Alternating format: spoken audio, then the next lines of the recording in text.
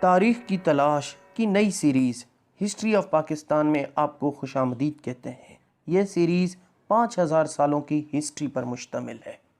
سندھ کو سندھو بھی کہا جاتا تھا، اور سندھو ایک سنسکرت لفظ ہے جس کی معنی دریا یا پھر دریا والی زمین ہے، کیونکہ اس زمین کو دریائے سندھ انڈس ریور کی وجہ سے ہی سندھو کہا جاتا تھا۔ اگر سندھو کی تاریخ کی بات کریں تو آپ کو سندھو کا ذکر مہابھارت، ہری ومسا پرانا اور کرکشیترا میں بھی ملتا ہے۔ مہابھارت کی تاریخ آج سے تقریباً 5021 سال پرانی ہے، اور سندھو یعنی سندھ کی تاریخ اس سے بھی پرانی ہے۔ بکس اور آن لائن ریسورسز سے ہمیں سندھ کی صرف 5300 سال پرانی تاریخ ہی ملتی ہے۔ سب سے پہلے انڈس ویلی سیولائزیشن یعنی دریائے سندھ کی تہذیب کا دور آتا ہے۔ یہ دور 3300 قبل مسیح سے لے کر 1300 قبل مسیح تک تھا، یعنی آج سے تقریباً 3 سے 5000 سال پہلے کا زمانہ تھا۔ اس وقت دنیا میں سب سے زیادہ ترقی یافتہ شہر سندھو تھا، اور سندھ کے لوگوں کے پاس فن اور ہنر کا اعلیٰ معیار تھا۔ دستکاری اور نصف تصویری تحریر کا ایک ترقی یافتہ نظام جو اب تک سمجھ سے باہر ہے، اور اس وقت کے ہنر کی 2 مثالیں موئنجو دڑو اور ہڑپا جو آج بھی موجود ہیں، جو اپنی تہذیب، نقش و آرائش اور ماڈرن ڈیزائن کی وجہ سے آج بھی دیکھنے والوں کو گہری سوچ میں دھکیل دیتے ہیں۔ مہابھارت اور ہری ومسا پرانا سے یہ بھی معلوم ہوتا ہے کہ 1300 قبل مسیح سے لے کر تقریباً 516 قبل مسیح تک دریائے سندھ کے کنارے 3 بادشاہتیں تھیں، جو یہ ہیں سوویرس، سیوس اور سندھو۔ اس وقت سندھو سلطنت کا بادشاہ جیادتھرا تھے، اور اس بادشاہت کا دارالخلافہ الوڑ تھا، جو ماڈرن ڈے پاکستان میں روڑی کے نام سے جانا جاتا ہے، جو آج بھی سندھ کا ایک مشہور شہر ہے۔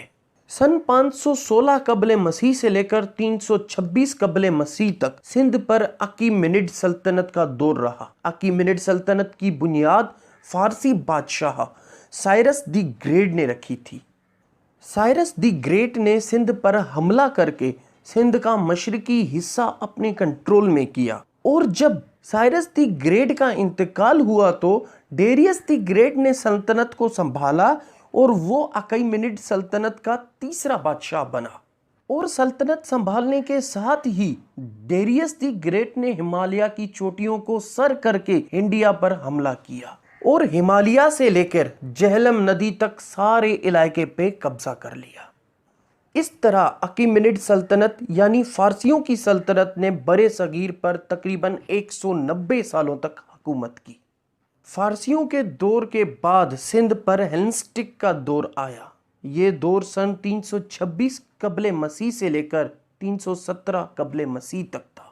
یہ وہ دور تھا جب 326 قبل مسیح میں سکندر اعظم الیگزینڈر دی گریٹ نے فارسی سلطنت پر قبضہ کر لیا تھا، اور اس کے اگلے سال ہی سکندر اعظم نے بادشاہ پورس کے خلاف ہندوستان میں ایک مشکل جنگ لڑی، جس کے نتیجے میں الیگزینڈر دی گریٹ نے ہندوستان اور پاکستان کے کافی علاقوں کو اپنے کنٹرول میں کر لیا۔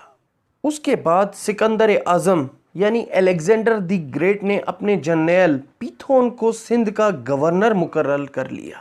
سکندر اعظم کی سلطنت صرف کچھ دہائی ہی چلی، کیونکہ جب سکندر اعظم 323 میں انتقال کر گئے تو ان کی سلطنت کمزور پڑ گئی، اور نتیجتاً 322 قبل مسیح میں چندر گپتا موریہ نے سکندر اعظم کی حکومت کو ختم کر کے اپنی سلطنت کا بنیاد رکھ دیا، اور موریہ سلطنت کا دور 180 قبل مسیح تک تھا۔ اس کے بعد برِ صغیر پر انڈو گریک ایرا کا دور آتا ہے۔ یہ دور 180 قبل مسیح سے لے کے 10 عیسوی تک تھا۔ یہ وہ دور تھا جس میں 30 سے زیادہ بادشاہوں نے مختلف ادواروں میں برِ صغیر پر حملے کیے اور اپنی سلطنت بنانے کی کوشش میں رہے۔ اس دور میں یونانی اور ہندوستانی بادشاہوں نے مل کر حکومت کی، اور اس دور میں بدھ مت یعنی بدھزم عام ہوئی۔ اس سلطنت میں Afghanistan, Uzbekistan, Tajikistan, Turkmenistan, Iran اور برِ صغیر کے کچھ علاقے شامل تھے۔ تو پیارے دوستو، انڈو گریک سلطنت کے بعد کی تاریخ کے لیے سیریز کا پارٹ 2 دیکھیے۔ تب تک